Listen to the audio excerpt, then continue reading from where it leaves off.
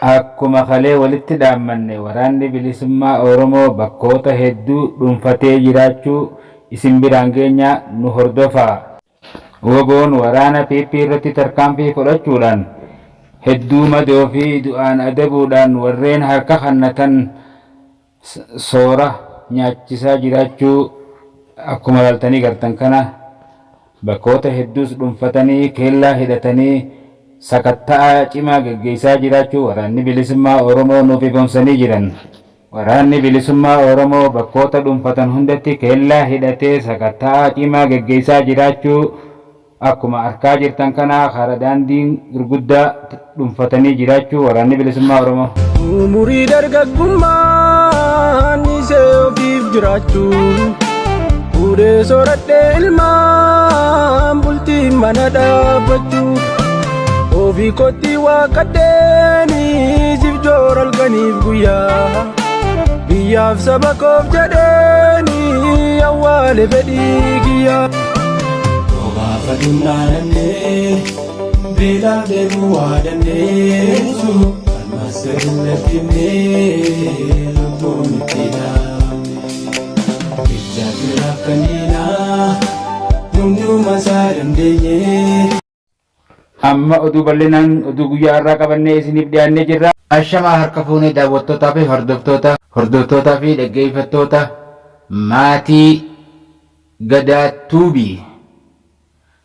Oduu ajaa'ibaa oduu gammachiisaa qabannee isiniif dhiyaannee jirra. Injifannoo waraana bilisummaa Oromoo guyyaa har'aan tanaa irree fi gaachanni uummata Oromoo woboon konyaa lixaa aanaa najjootti harcaatu waraana PP kan Abiyyoot Kaasaa'ee irratti tarkaanfii suukanneessaa fudhateen injifannoo cululuqaa iddoowwan garaagaraa lamatti rasaasa afaan isheetti roobsuun madoo fi du'aan adabee jira.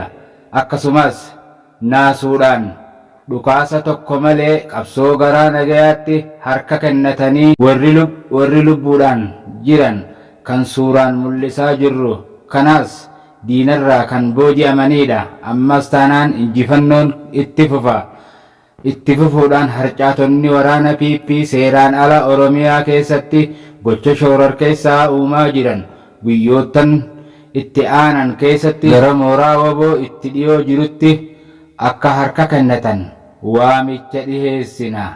Ibsa ajajaa ol aanaa ABO woboo adoolessa 5 bara 2021 sirni faashistii PP Abiyyi Ahmadiin durfamu Oromoo waggaa 1000 cabsee Oromiyaa akka hawwii habashootaatti qircanii itti roorrisuu dhaadannoo jedhuun erga akka haaraatti duula qindaawaa saba Oromoo fi Oromiyaa irratti bananii waggoota 4 ol tahee jira. Haa ta'uutii waggoota darban keessa duula Oromummaa Oromiyaa fi Oromoo cabsuu kana kallattii hundaan burjaajii uumuun ilmaan Oromoo fayyadamuun Oromoodhuma qabsoo bilisummaa isaa dura dhaabuuf yaalii guddoo taasisaa ture.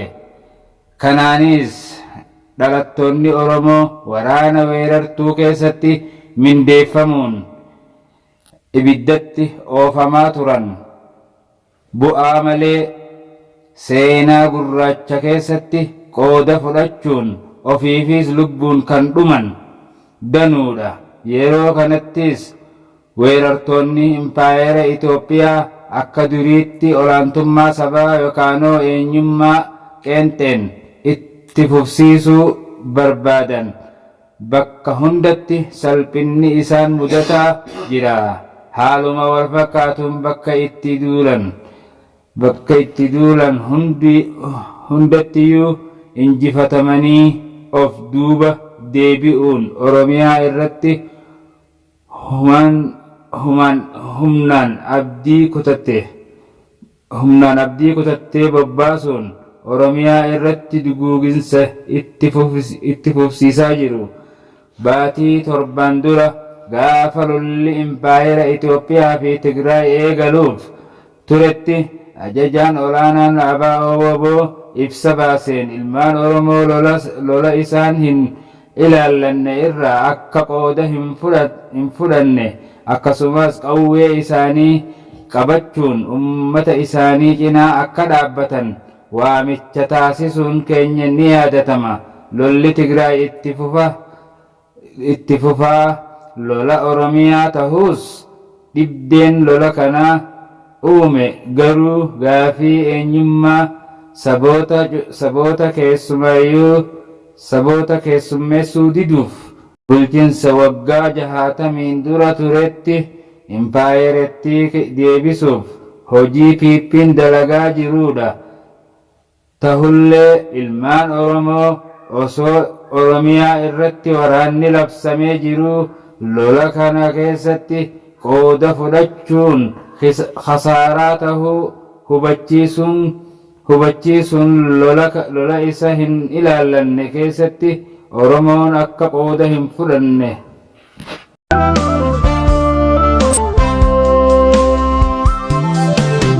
Umurii dargaggummaan isee ofiif jiraachuu fuudhee sooradhee ilmaan bultii mana dhaabbachuu ofii kottii waaqadheenii siif joora halkaniif guyyaa biyyaaf saba koof jedheenii awwaale fedhii kiyyaa.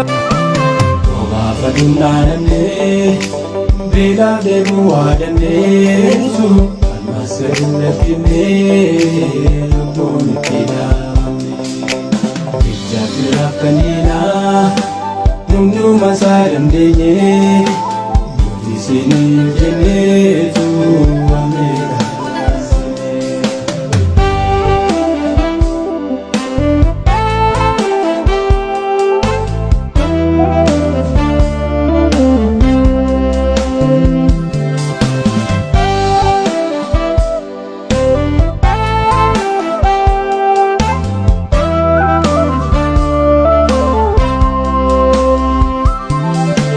Ilmaan koo faffacaasee dheedhiisee qofaatti firaa fi ollaa dhiisee ifaan galee kaattatee utuu of dadhabuu hin barbaanne boqochuu gabbana siif buusuufan miidhagdee gugguubachuu. Dhugaa qabdu obookoo nutu siniin hubannee gidiraaf rakkoo isin birannaa bannee ilmi taane toositti situunne diinaa wajjin olola afarseetoo nu diige amaa jaajee itiibaa sirri diinaa sechii gargar nun baasu akeekaaf kaayyoo keerraa